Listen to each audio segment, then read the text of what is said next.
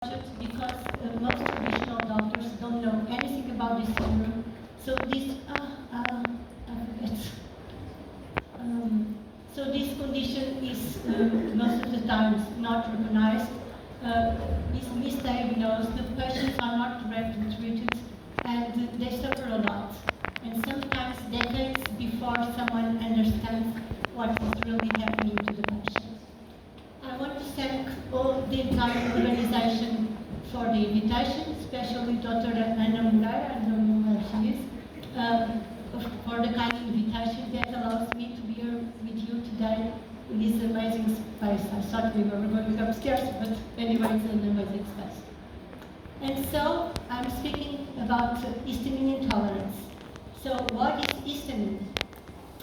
Histamine, I don't know if it says a lot, yes. Histamine is a chemical messenger and is produced in several cells and stored in several cells, mainly in mast cells and in basophils. But many other cells produce histamine. And histamine is a very important molecule in our body because we need histamine to fight infections. We need histamine as an important neurotransmitter. It acts in making us wakefulness. It adds adding our cognition, our memory centers, and also it's important because it participates in allergic reactions and adding proper digestion because it's needed for producing hydrochloric acid. And also we need, and this is the less understood and known function of histamine, we need it for regulate hormones. That's my aim today is to make you aware about this situation.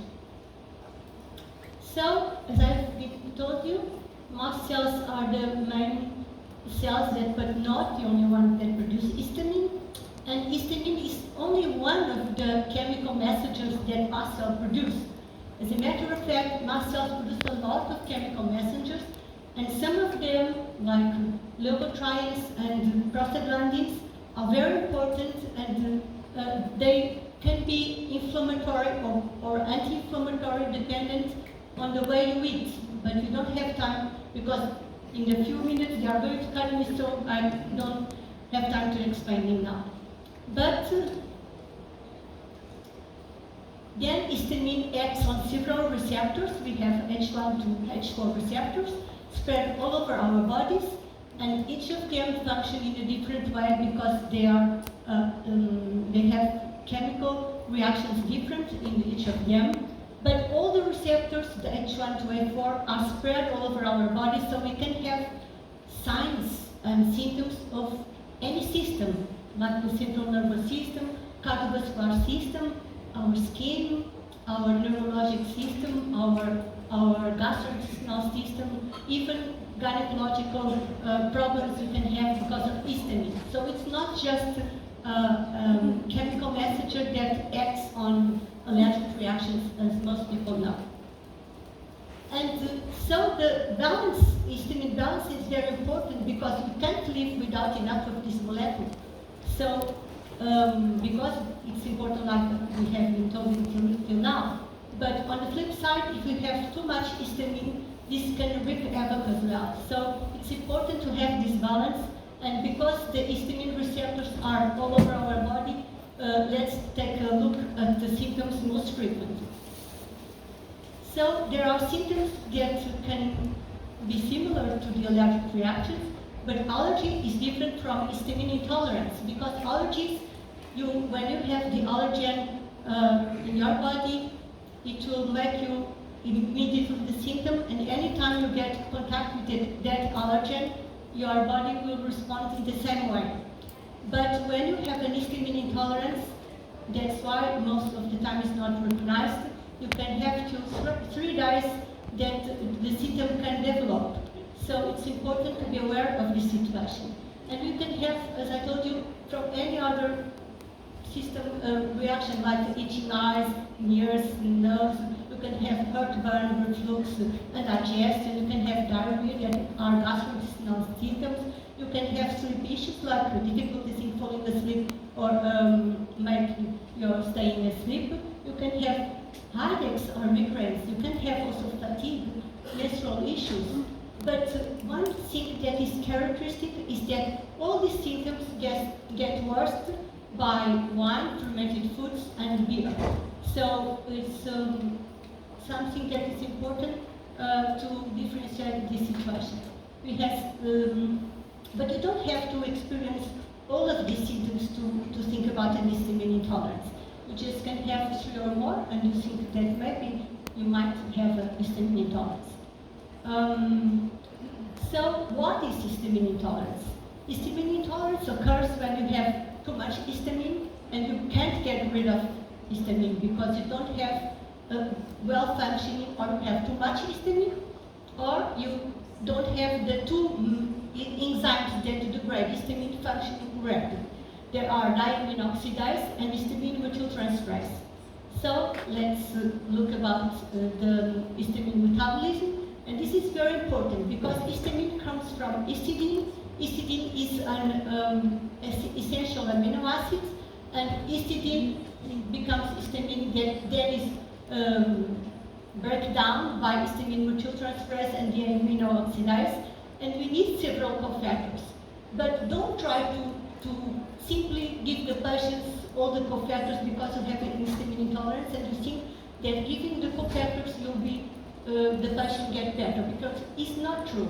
If you give too much, you can't give B6, and it's important, but you can't give too much B6. What is too much B6? It's something like 100 or 200 that easily I see patients coming with that, and I'll be astonished, but yes, because if you give too much B6, you can have neurological symptoms. And if you give too much vitamin C, you can get issues about with oxalate, and oxalate will cause inflammation in your body, then you have less diamine oxidase, and then you have more histamine problems. And you can't give SAMe because only underventilators will respond to SAMe. So SAMe is the most important methyl group donor, and so histamine methyltransferase is an enzyme that needs a methyl group, yes. But don't think that because we need those cofactors, that putting the cofactors in the patient is better for the patient, because no. In our bodies, always, because we need a balancing, less is more. So even with copper, because when you are estrogen dominant, you have more copper, we fix more copper. And when you have more copper, because copper competes with zinc in absorption, in the gut absorption, you have less zinc. If you have less zinc and low vitamin B, you have low hydrochloric acid. So more sickle, less diamine oxidase. And you gave the patient the copper thinking that it's good because it's a cofactor, and it's not good for the patient.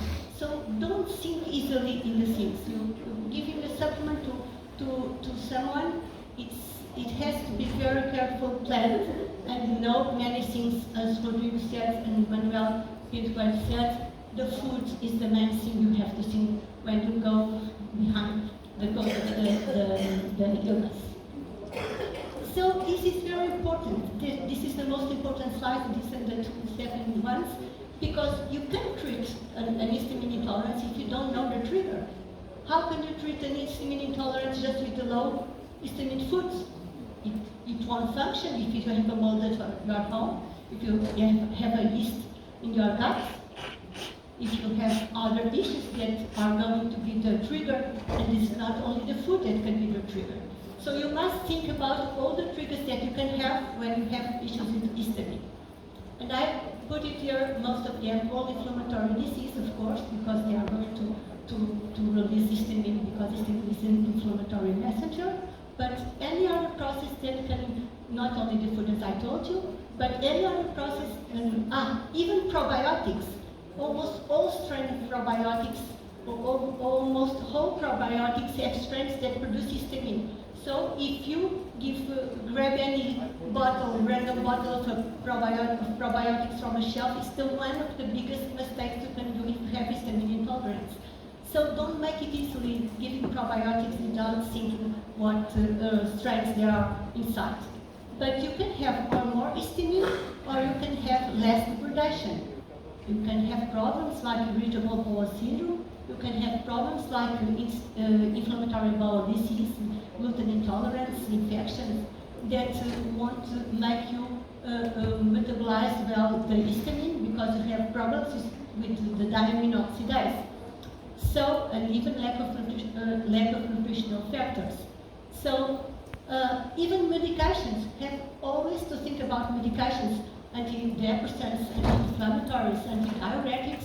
Many medications give you problems, so you have to think about them. I'm in a hurry because of the time.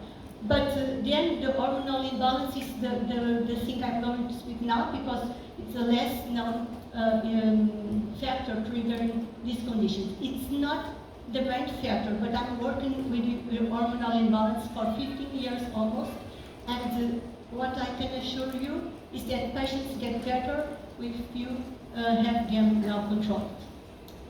So what's the link between histamine and estrogen connection? What's the link between these two entities? What we know is that women have more histamine issues just because they have more estrogens. Because we know that mast cells has receptors for alpha receptors, and so the estrogens will stimulate the mast cell producing more histamine. When you have more histamine, you will also produce, because they stimulate producing more estrogens. So we create a snowball effect. That's why we have to balance the progesterone with the estrogen. With the estrogens, because it's not only the estrogen. That's why women feel more histamine symptoms when they are in ovulation. They peak their estrogens at ovulation, or when just before the periods you have an abrupt drop in progesterone, and so we have more symptoms just before the period also. And symptoms that are frequently and